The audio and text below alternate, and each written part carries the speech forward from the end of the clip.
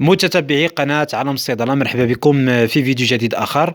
في هذا الفيديو بغيت نقدم لكم واحد القرص يباع من داخل الصيدلية. هذا القرص اسمه التجاري رolaxium.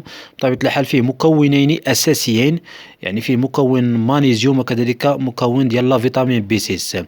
هذا القرص الذي أمامكم فهو يعطى بالنسبة للأشخاص الذين يعانون من التوتر وكذلك القلق وكذلك الخوف، وكذلك يعطى بالنسبة للأشخاص الذين يعانون من صعوبة في النوم، وكذلك يعطى بالنسبة للأشخاص الذين يعانون من ارتفاع الضغط الدموي، وكذلك الأشخاص الذين يعانون من ارتفاع ضربات القلب.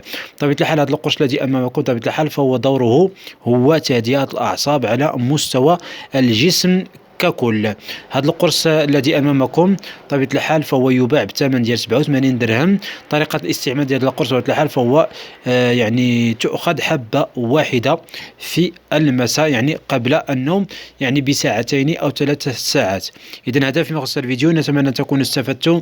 اذا استفدتوا دعمونا بلايك او اشتراك. الى فيديو جديد اخر والى اللقاء.